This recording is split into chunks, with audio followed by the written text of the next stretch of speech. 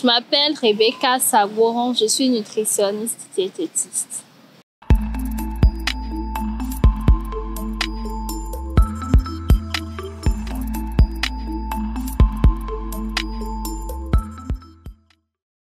L'avocat est un aliment riche en plusieurs nutriments et l'avocat contient des acides gras, les acides gras insaturés, monoinsaturés et polyinsaturés.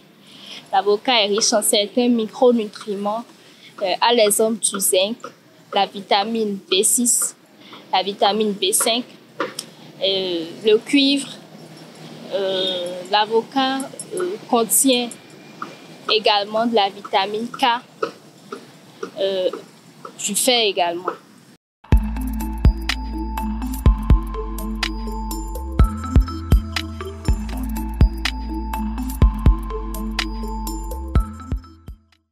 Les bienfaits de l'avocat sur la santé du consommateur sont basés sur les bienfaits des nutriments constitutifs de l'avocat.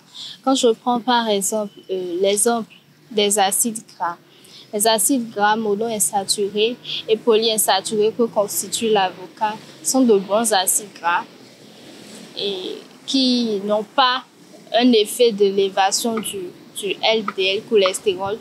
Ce type de cholestérol qui, en grande quantité dans l'organisme, peut créer beaucoup de dégâts. L'avocat contient du fer, comme je l'ai dit, mais pour vraiment jouir de ce fer qui est d'origine végétale, il faut associer une source d'aliments riches en vitamine C, à l'exemple des agrumes, l'orange par exemple, le poivron, le persil, etc. L'avocat contient de la vitamine K, qui joue un rôle dans la coagulation sanguine, mais qui intervient également dans le métabolisme osseux. L'avocat est riche en magnésium, le magnésium qui joue également un rôle dans le métabolisme osseux, dans la formation des os et des dents, une bonne santé osseuse.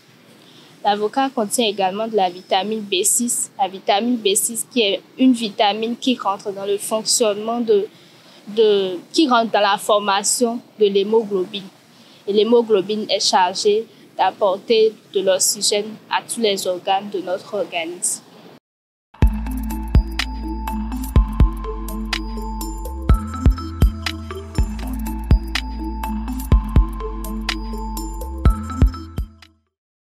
Certes, l'avocat est un aliment qui contient plusieurs nutriments qui font du bien pour la santé, mais il ne faut pas le consommer de façon exagérée parce que c'est un aliment vraiment calorique et ces calories-là sont apportées par les acides gras qui se retrouvent dans cet aliment-là. Donc, il faut consommer l'avocat avec modération.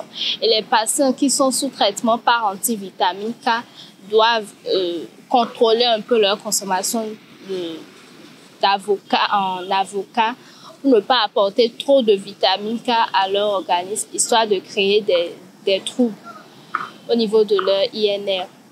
Donc, l'avocat doit être consommé de façon modérée, pas exagérément, parce que c'est un aliment calorique, vraiment calorique. Et les sujets sous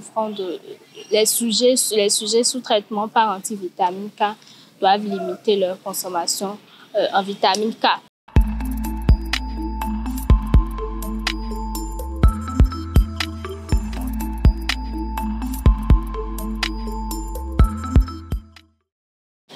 Plusieurs personnes consomment le noyau d'avocat sous forme de tisane ou râpent le noyau dans leur repas, sous prétexte que ce noyau aurait des effets bénéfiques pour la santé.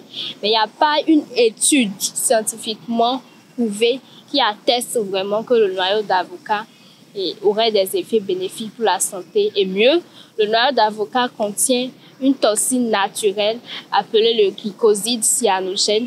Et au cours de la digestion, cette toxine-là se transforme en cyanure.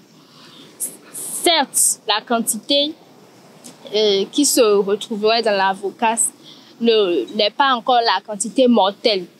Mais vu que la digestion de ce noyau-là se transforme déjà en cyanure, il vaut mieux ne pas en consommer. Les nutriments dont nous avons besoin pour notre organisme, nous pouvons retrouver ces nutriments-là dans beaucoup d'autres aliments au lieu de nous pencher sur le noyau d'avocat. En consommant l'avocat, déjà, on apporte beaucoup de plus à notre santé et tous les nutriments dont nous avons besoin, nous pouvons les retrouver dans d'autres aliments. Pas se pencher sur le noyau d'avocat sur lequel, par rapport auquel il y a déjà des doutes. Donc, il vaut mieux ne pas en consommer.